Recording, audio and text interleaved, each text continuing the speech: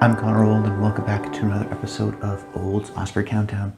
And this week, we're going to be looking at the 2005 Oscars, the notorious Best Picture winner, Crash, discuss why it's been forgotten, and my thoughts on the film. But if you're new to the series, what I do every single week is I pick a movie that was nominated for Best Picture that I think has been forgotten to time. One movie that is not as well appreciated anymore, one that's maybe a little bit more controversial, and try to figure out why it's been forgotten. And the show essentially works in three parts. The first part, just giving a little bit of historical context, where we were at the time of the movie and how that influenced the ultimate decision as to getting the nominee, but in this case actually winning Best Picture. And then I give my thoughts on the movie, because many of these movies I'm watching for the very first time, and then that essential question at the end, trying to answer why this movie has been forgotten over others. And Crash is the first Best Picture winner we've covered this season. Now, this is the second season of Forgotten Oscar Films. If you don't know, we've already done a complete season of this series, where I started with the years 1988 and worked my way backwards. Now in season 2, we started with the years 2013, and we've already worked our way backwards here to 2005, and we're going to end off in 1989, sort of completing the arc. But previously in that season, I covered Ordinary People and Tom Jones, which were both Oscar Best Picture winners. But in both those cases, I think those movies are more forgotten, in the sense that they're pretty good movies, they just aren't as well discussed. And in particular for something like Ordinary People, that movie was a little bit more ragged upon, only because it wasn't Raging Bull. And while I think Raging Bull is a better movie than Ordinary People, I still think Ordinary People is a really great movie and underrated in that sense. But what makes Crash unique, I think, is that it's less so about that. It's one part, oh yeah, beat out Brokeback Mountain for Best Picture, but Brokeback Mountain isn't necessarily a movie that people are super passionate about. It's not something that has sort of totally entered into the canon. It's not either Jake Gyllenhaal's or Heath Ledger's best performance or Ang Lee's best movie, you could argue. So in many ways, in one part, it's like, yes, it Crash is the movie that beat out Brokeback Mountain, but it's also uniquely sort of critically reviled in its own regard. It's also one of these movies that maybe hasn't aged poorly, that represents some of the more negative parts of the Oscars. But I wanted to watch the movie for the first time with fresh eyes, get a little bit more of that historical context to see how it's held up. Now, if you remember, this was actually a race, an Oscar Best Picture race, that Crash surprisingly won. People thought it was going to be Brokeback Mountain in many ways. I mean, Crash lost the PGA, it lost BAFTAs, it won at SAG, but it makes sense because it's an ensemble piece, and it wasn't even nominated at the Golden Globe. So it was definitely sort of like a late-breaking movie that sort of hit at the right time, with support from the critical community and many other reasons. But it's interesting to see, even with last week, how last week with Letters from Iwo Jima, where these sort of last-minute, late-breaking Best Picture winners or Best Picture nominees, sometimes they work out and sometimes they don't. You know, sometimes we get something like Phantom Thread, other times maybe this. And it ended up winning for Best Picture, Screenplay, and Editing, but it was a very weird Oscar year overall. Clooney and Rachel Weisz won for the supporting categories. As a matter of fact, this was a bit of a George Clooney year, because he was nominated 3 times, and the movie he directed, Good Night and Good Luck, was nominated for Best Picture, so he had to win something. In this year, he got his first Oscar for Syriana. Philip Seymour Hoffman won for Capote, and Reese Witherspoon won for Walk the Line. And while the performances from really all 4 of them aren't their most iconic performances, I think looking back on it, I'm really happy that all 4 of these actors do at least have an Oscar, because they have done great work ever since. I mean, really, I could argue that all of their best performances came probably after they actually won their Oscars, which is a rare situation for many Oscar years, or for many Oscar performers that actually, of course, get better after their Oscar wins. So I was glad with those 4. But like I said, it was a strange year in the sense that Crash had this surprise win, but Brokeback Mountain also still got 3 wins. But then, you know, something like Memoirs of a Geisha also had 3 Oscar wins. This was also the year of 3 6 Mafia winning for Best Original Song, which which was a great moment, fun sort of note in Oscar history. Jon Stewart, I thought, did a killer job hosting this Oscars. I actually went back and watched the full show, and I thought he was really terrific in the same way he was in 2007. I'd love to see him back. Hopefully, we have the Oscars hosting back. I think this is something that the Oscars should at least consider. But here at the show, in this part, is the context. Is trying to understand why this movie was nominated, let alone actually won. And I think at the time we have to understand that there was a few reasons, I think, as to why this movie resonated so much. The first being that this is a group of creatives that were very popular at the time. So the writer-director Paul Haggis was just recently wrote the script for $1 Million Baby, which won Best Picture just the year before. So he had a lot of sort of cultural and creative respect at the time. The movie stacked back with A-list stars at the time. Terrence Howard was nominated for Hustle and Flow. He was in this movie. Matt Dillon got nominated for this movie. Of course, you have Sandra Bullock and Brendan Fraser and Ludacris, and just a totally stacked cast. Michael Pena all around of really popular people within the Academy at the time, as well as sort of the creatives behind the team were very popular at the time. So it was a popular movie with the people in it, and that's something that we always have to consider when we look at Best Picture winning, because campaigning and the politics of it all it is just as important as the quality of the movie itself. I think another maybe more uncomfortable reality is the fact that Brokeback Mountain was maybe not the movie that a lot of people wanted to win. This was a time in 2005 when only one state in the entire United States allowed gay marriage. So would the Academy really want to show essentially the rest of the world that the Best Picture winner was a gay romance? I think a lot of people within the Academy, or maybe just a small group, but still a large enough group to, I think, cause this kind of an upset. We're not super comfortable with rewarding a gay movie like that. We didn't see a gay movie win until Moonlight, which I think sort of represents that shift. But that was a 10-year gap, and I think it's important to remember where that country was at the time. And then I think the sort of third part, the part as to why this movie won, was that similar to Brokeback, this movie at least felt socially relevant. It felt like it was tackling a hot-button issue in race relations. Particularly, this is a movie that's set in LA, and it's a very LA movie of which many of the members of the Academy live within. And I think that it's a movie that criticizes everyone, but because it criticizes everyone, it hurts no one. So it was sort of an agnostic kind of a movie that everyone could relate to, in the sense that, yes, my race or ethnicity was represented poorly, but it was also represented positively, and other races were represented negatively, and everyone was kind of racist, which was kind of an easy way to sort of appeal to all the members of the Academy, well, with a topical sort of social issue that wasn't as controversial at the time as something like gay marriage.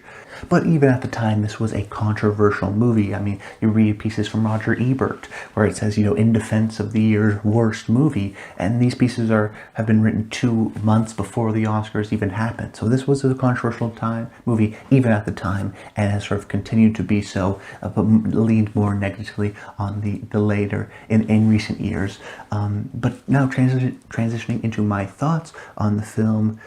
Do I really think it's one of the worst Best Picture winners of all time? Well, the argument is a little bit more nuanced, maybe unlike the movie. But let's start off with what I liked about the movie. With my favorite thing about it being the performances within it. I mean, this is a great ensemble cast where many of the sort of A-list leads at the time have gone on to have strange careers and aren't sort of the A-list stars in the same way.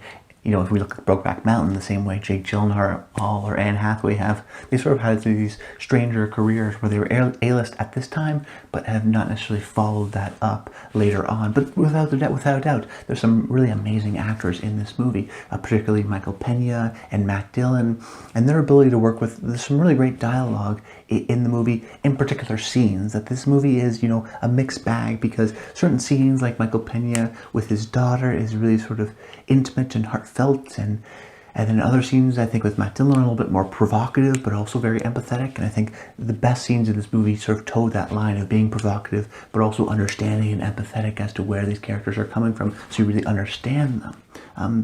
And then I also sort of appreciated the structure of the movie, these sort of intertwining stories of these different themes, of these just disparate stories throughout LA. However, as the movie sort of progressed and these stories actually started to blend into one another and connect with each other, I felt that it sort of mark the decline of the movie, in my opinion. Many of these sort of coincidences and interactions with characters from disparate stories felt a little bit too cutesy, and there was too much of a coincidence, and I was kind of rolling my eyes at certain instances where we have to have literally every character we meet with every other character, even if it doesn't really make a whole lot of sense to the story, and they just happen to, you know, run into each other. There's a contrived element to them that I didn't really appreciate. And then sort of combined with that, I think that in the first sort of half, you know, this is a movie that's always engaging because of that structure, because it's always bringing up these interesting sort of social issues and directing these kind of conflicts head on. However, the problem I found in how the movie eventually developed was we get introduced to a certain social theme early on, things like sexual harassment or police brutality or affirmative action, and they work sort of great as their own sort of individual stories, and if they sort of went on their own path and eventually contributed to a larger theme, I think I would have liked the movie more. But when these characters start interacting with each other, with each of their own little stories, now we're getting, you know, something like one scene that introduces sexual harassment, and then another scene that introduces affirmative action, and then when you bring these character storylines together, well, now not only are you reassessing those themes that they brought in their initial scenes, now you're adding on top of new themes on top of that, and how that interaction changes.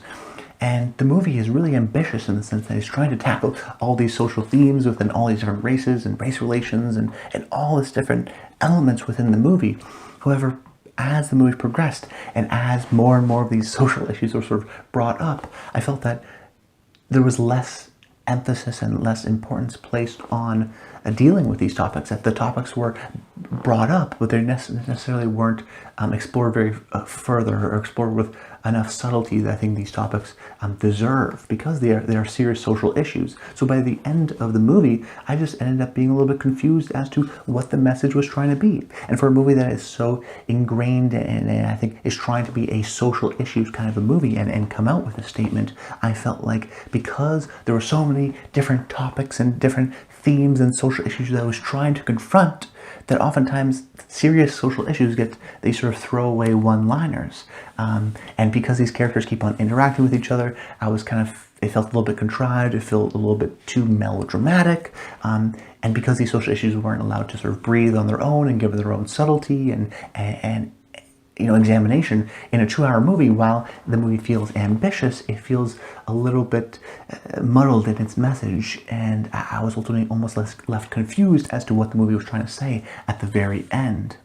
So while many people saw this movie at the time as a movie about how race is messy, I saw it as a messy movie about race that ultimately actually adds in a bunch of more other stuff that doesn't really confront head on, and therefore has sort of an unclear message with its sort of grandscape. It's ambitious, which I appreciate, but I don't think it totally nails on it, particularly, you know, it has different sort of social issues and conversations that we're having, you know, today, so it does feel a little bit dated in that respect. But of course, you really can't blame it because the movie was released at its time, so you have to judge it that way, which I think is one part as to why this movie was forgotten, is that in one part it feels a little bit dated because, you know, this is really an emblematic movie as to what the Oscars try to do and what the Oscars often fall prey to, which is this idea of importance. That the Oscars always want to send a message with their Best Picture movie. They don't want to send a message of a gay movie, they want to send a message of a complex social movie about race, and this is what it means to be either conservative or liberal in Hollywood, and this is the movie we want to sort of present as our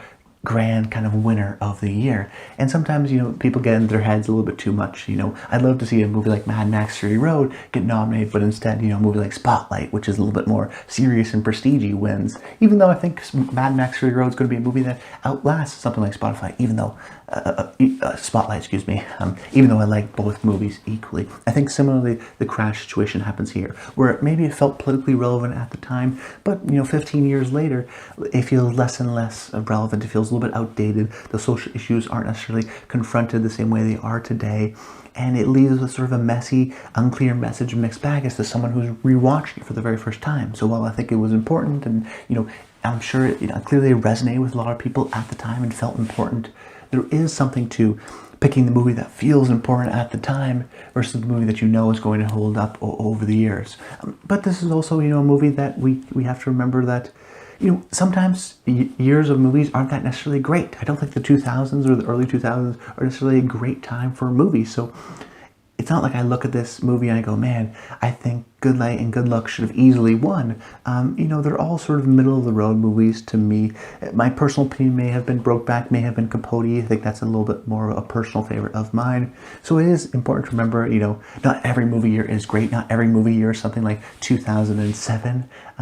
So we have to keep that in mind as well. But if it's a movie that I think is a classic example as to why has this been forgotten, well, at the time it felt socially relevant, but because the movie is so current at the time of its political issues, inevitably these political issues are going to be changed and these social issues are going to be viewed from a different lens, which allows it to be a little bit dated. And then ultimately I think the construction of the movie feels a little bit messy and unclear in its message, in part because it feels a little bit dated in that sense. So it was an unfortunate kind of situation where even at the time you kind of knew that maybe this was a movie. I mean, Roger Ebert was writing about how this is arguably the in defense of the worst movie of the year, yet it won Best Picture. So it was a controversial movie at the time, and it hasn't really sort of been as critically acclaimed as other movies, and it's sort of been knocked down a few knocks. I mean, you look up worst Best Picture winners, Crash oftentimes it is up there, which is maybe a status that it's not like to say it's one of the worst movies I've ever seen. There is a lot of great stuff about it. Unfortunately, it does feel prey to the sort of prestige-y natures that the Academy wants to make it seem more important than maybe it is, rather than just rewarding the movie that everyone likes. That's a great sort of a populist enjoying kind of a movie, because most of the time those movies are the movies that stay in the course of our conversation. But that's been it, guys. I hope you enjoyed the video. Make sure you comment below. Let me know your thoughts on Crash. Have you seen it? Is this the worst Best Picture winner? Is this maybe more of it was an overrated movie and now it's a little bit underrated? I'd love to hear your thoughts in the comments down below. Make sure you subscribe to the channel. Every Monday at 12 p.m. Eastern Time, these videos come out, and we're working our way backwards. So this was 2005. Next year will be 2004, the $1 Million Baby year. So you're going to have to stay tuned for that week to see which movie I'm going to be talking about. But until next time, stay tuned.